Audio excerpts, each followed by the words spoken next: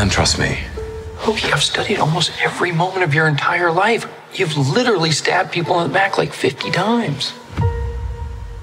Why never do it again?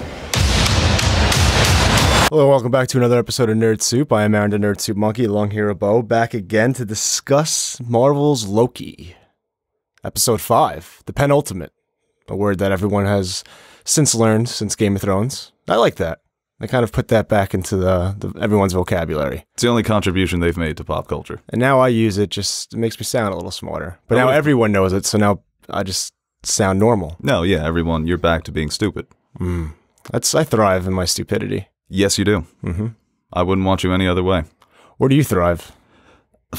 Not in many places. And maybe this review. Yeah, just blanked out totally when you threw it back to me. Yeah, it's okay. Off to a hot start, but it's very humid. Oh, it is terribly humid. Yeah. When you think it's humid in the void, it seems like a humid place. It does. Yeah. But that monster is just like that's just humidity. He's just a big humidity cloud. Yeah. It's a critique on like climate change. I thought that was a reference to Galactus from Fantastic Four. The giant cloud that was just attacking people. Maybe that was a critique on climate change. Maybe that movie needs to revisit it. We need to relook at that. Well, regardless of all of that, we're back. Hold on, let me see that. Oh, that's good. Regardless of all that, we're back to review the episode. God damn it. Start the fucking review, guys. Perspective of the audience right now. But this was the episode we were I know you've been looking forward to it, Presidential Loki, but we got, after last week, that little mid-credit sequence where we got introduced to some new Loki variants, and man, one of the funniest things for me was when they all just backstabbed each other. Like, that's just Loki to a T. No matter how many variants there are, that's just always going to be their endgame. But to see the differences between, especially Kid Loki and older Loki, played by Richard E. Grant, who, I mean, just the perfect casting. He is older. He is old Loki. Yeah, I mean, and that moment at the end was such a beautiful moment for that character. Well, just when they talked about, even when we talked about last episode, when the Nexus event, that huge Nexus event on the Apocalypse planet, was just because Loki was finding love either within himself or with somebody else and kind of breaking that mold that is Loki, for that to cause such a Nexus event. I thought that was so wonderfully done and such a deep, interesting dive into that character and how they talk about it in this episode, especially Richard E. Grant. It's like once he tried to leave that planet and kind of bring with him this kind of peace he found, that's what caused the Nexus event. It's just ingrained into their DNA that they're always doomed. And little by little, we're seeing either it is the Loki we know or the different Loki variants is kind of break away from that, I guess, predetermined role. And I think that's been one of the best parts of the season so far. Our Loki is just so done with all these Lokis. He's had enough of it. He's not trying to be quippy. He's not trying to be clever anymore. He's very much focused on the mission with Sylvie, trying to find out who's behind the TVA. And you see that with classic Loki as well. But for him, his glorious purpose to be him literally saving himself in another form. And then he does it by conjuring up this illusion of Asgard to fool the monster, a place that's been his home. It's been the place where he's been betrayed, where he's betrayed family members. It means so much to him. For all that to come full circle for that character in that moment, to me, it's a top 5 MCU moment. I'm always going to look back on this moment and get chills of him laughing maniacally. It just felt so cathartic for that character. I'm finally free of the Loki-ness. I can do this out in the open, you know, not me escaping from this planet where I, you know, managed to get away from Thanos. I could be free now. I can have that freedom that he wanted. But yeah, those scenes between them, I mean, classic Loki really was the standout. The other Lokis were hilarious, but when he tells the story of how he was able to escape and how he needed that the solitary moments of just reflecting on his life and trying to find that peace and missing his brother, you saw the impact that had on our Loki. Yes, definitely. But Alligator Loki stole the show. As great as Glorious Purpose was, Alligator Loki, that dude was a menace. I laughed every time when they were like, is he a Loki? You sure he's a Loki? Yeah, the Easter eggs in this episode are pretty cool too, with the Thanos copter. going back to those James Gunn tweets from years ago saying that he wanted that in the MCU. And also we had, what was it, Frog Thor was in there. So little things like that were fun. But yeah, definitely this episode is continuing Loki's self-improvement and breaking that mold. And yeah, again, I thought they did that wonderfully. And that ending too was just, I thought that was a great moment too, when they band together and and him and Sylvie enchanting that thing and opening that portal, I guess, to whoever is behind this. I can't wait to be disappointed in that. Oh yeah, definitely. I was wondering if that was if they were commenting on the fact that Loki's powers always seem to be shifting, because they're watching classic Loki do this, and Sylvie's like, "What the fuck? How is this even possible?" And Loki says, "I think we're stronger than we give ourselves credit for." Maybe that's an issue with Loki, because he has been so just mischievous throughout his life, and he's always betraying people, that he's never really fully realized his potential, his magic potential. So that was interesting for me. But yeah, all of them banding together. Obviously, boastful Loki betrays them, and the fighting breaks out. As much as I enjoyed the scenes with those Lokis together, that was also great. And people were thirsting over President Loki because he put a little baritone on his voice. It was rumbling a bit. "Oh, which one are you?" And like I said, our Loki is just so done with all of this. Well, I pointed this out to you, and I was happy you agreed with me, because I didn't want to be crazy, because everyone, and rightfully so, universally praises Hiddleston's performance as Loki. But there were a couple times where I felt like, this season as a whole too, there were a couple times I've noticed that some of his deliveries haven't been up to par, but it's weird, because when he does bring it, it's just fantastic as well. So yeah, he's a great actor. It's not that he struggles with certain lines or certain emotions. It does seem like, and I don't know if it's a directing thing, but I've also noticed this in Kong Skull Island. When he's not invested, you could see it.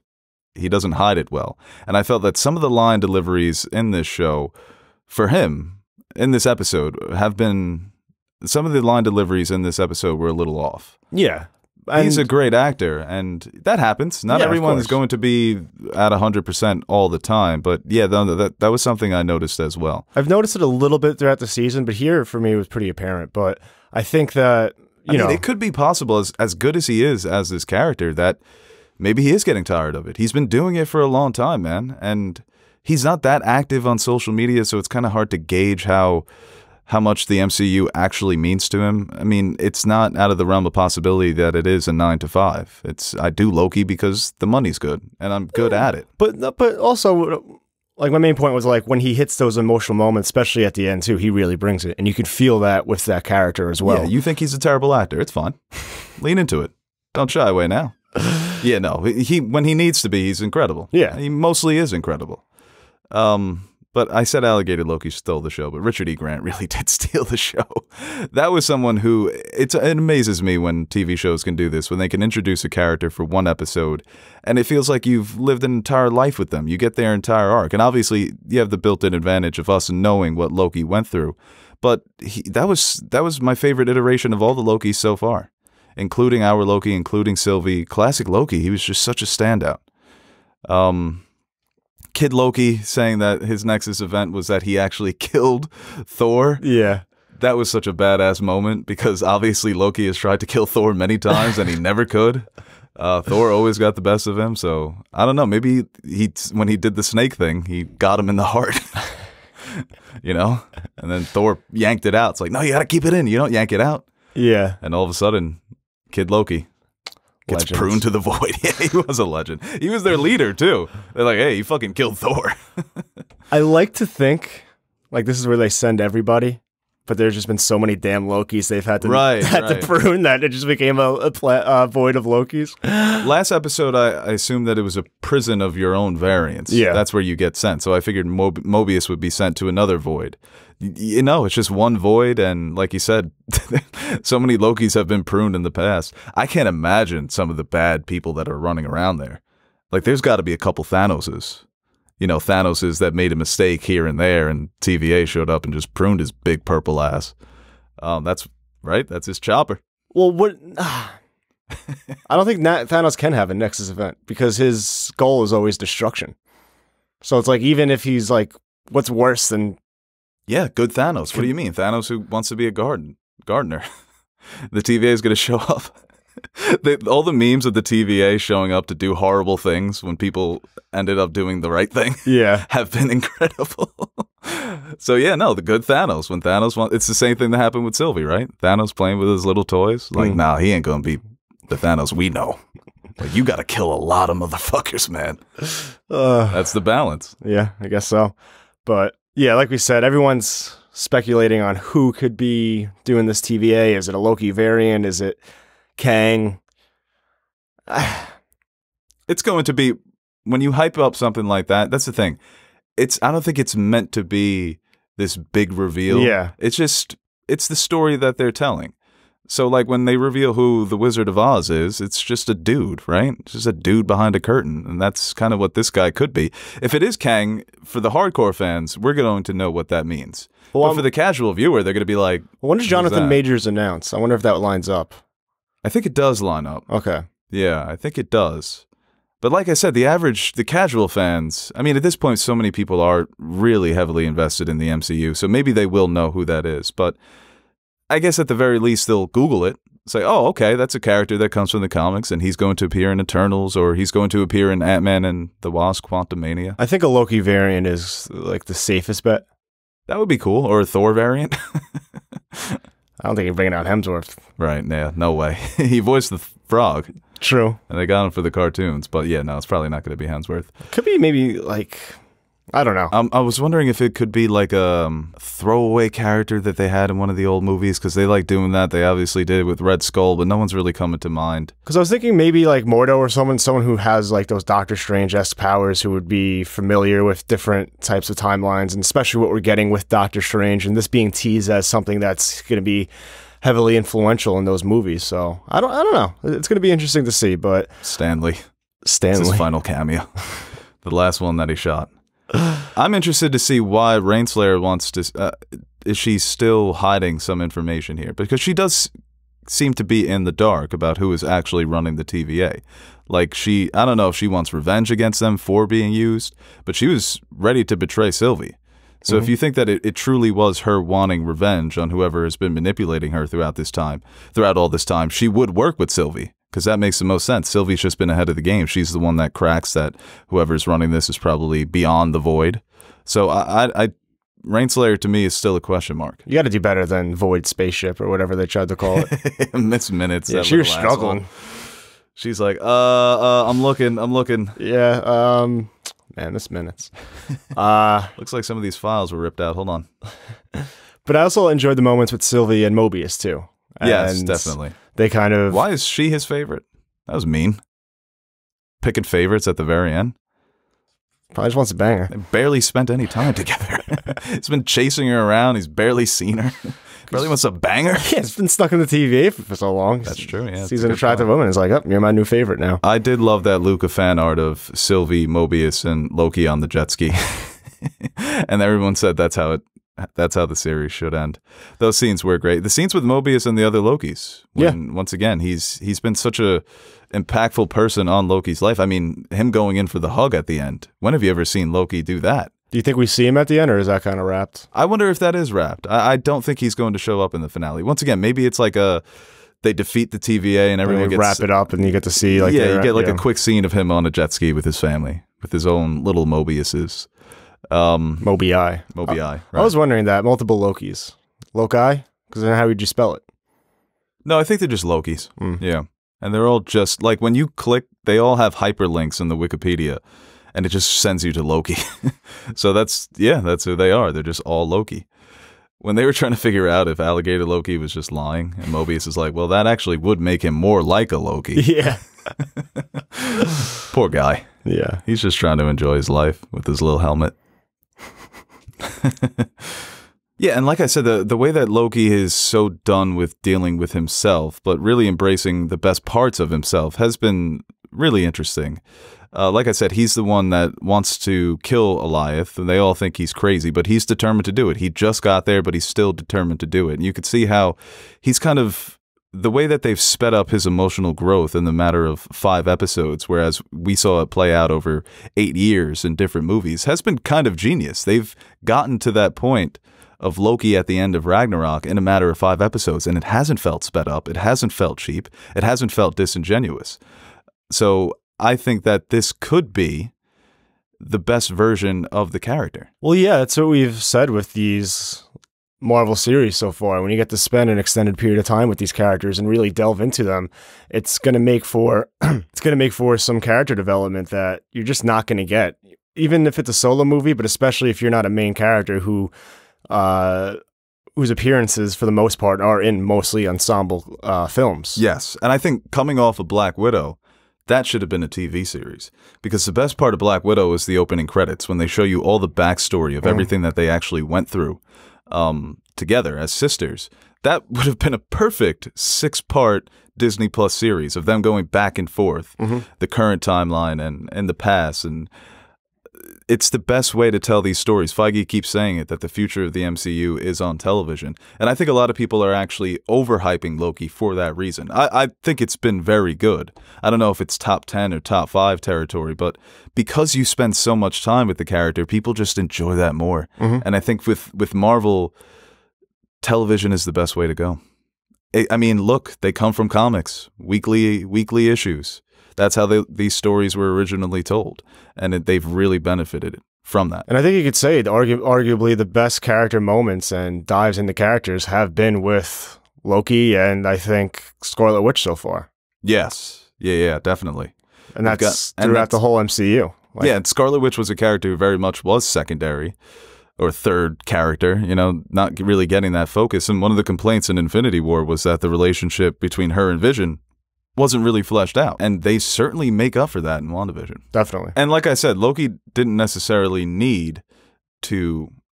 And like I said, the Loki series necessarily didn't need to make up for any lack of development we saw in the movies, because we got a lot of it, and a lot of it is very good. He's often the standout in every movie that he appears in. I think Ragnarok is the first movie where Thor really came into his own, and Loki was very much a secondary character, but he gets the redemption at the end of that movie from Thor himself.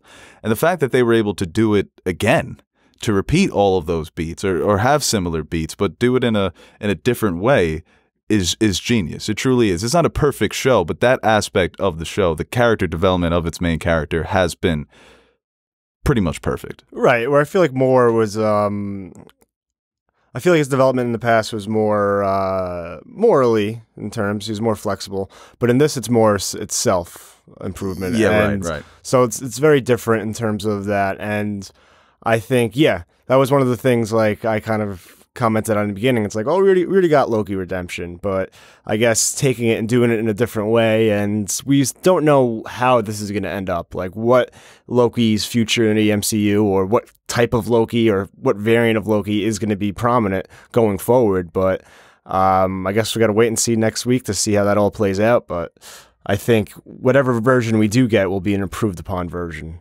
Yeah, your point about what Loki are they going to continue with, I would love to see Hero Loki, where he is someone who has found himself and he's happy with himself. He loves himself enough to right all the wrongs he did in the past. I think that the character has deserved that. He has been so morally flexible, where he's always fucking up and then he's doing the right thing, or he's fucking up and doing the right thing. I'd like to see just badass, cool Loki doing the right thing all the time. More morally flexible than maybe some of the other heroes.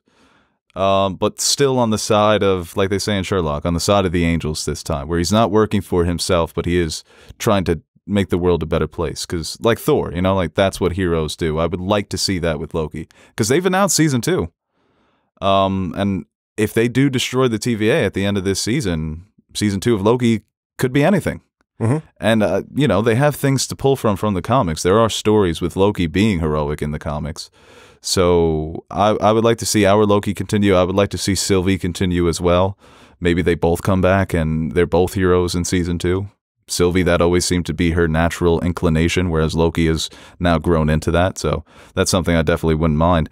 And if they destroy the TVA, like we've all been speculating that they will, what's going to happen next? How is this going to connect to the other movies? Are we going to see some of these bigger actors appear in this to lead into those projects? I wonder if that's a possibility. I wonder if it's a case of like where Wanda creating that like event, and there was alluded to Nexus and all those different connections there. That happened after Endgame, Whereas Loki happens kind of like during Endgame because he takes the thing and then we don't know how much time has passed since then. So maybe this is happening before that, and whatever they do to the TVA allowed Wanda to kind of fully do what she did without anyone to quote unquote like stop her or set the timeline right. So that opened up that scenario where, yeah, they destroyed the TNA, and this is kind of the drawbacks of that. Is now this allowed Wanda to create some crazy event that might just fuck up the whole multiverse of madness. That's a good point. And it could also explain why maybe Doctor Strange wasn't around, because if the TVA coming down is such a big thing, you know, that's probably something that's going to catch Doctor Strange's attention. Maybe Loki finds himself on the run once again from Doctor Strange. Well, not once again, but in his crosshairs, because their first meeting did not go well for him whatsoever. Doctor Strange is OP. That would be perfect, Loki, like doing something right, but also doing something terribly wrong. It gets on Strange's radar. Like, it's like I thought I was doing the right thing. It's like, yeah, but you just fucked up everything. You did the right thing for you when you thought it was the right thing for everyone, but it ended up just being the right thing for you, and you fucked up. It's like, everything. Oh, great, Loki. I'm glad you're like found some self-love and happiness, but you just ruined the lives of everybody. Yeah. Yeah, it's gonna... who knows what this is going to... Like I said, the aftermath of them bringing down the TVA, how is this going to lead into Spider-Man? Because they're setting up the possibilities of Tobey Maguire and Garfield being in that movie and it not being ridiculous. Because they can just explain it as their variants of those characters. And if the TVA is destroyed, that's the thing. The alternate universes don't go away. They're still there. And the sacred timeline could be bullshit. That could have been just a bullshit thing set up by the guy who's running the TVA, guy or girl, to make sure that no one ever challenges him. I can't wait.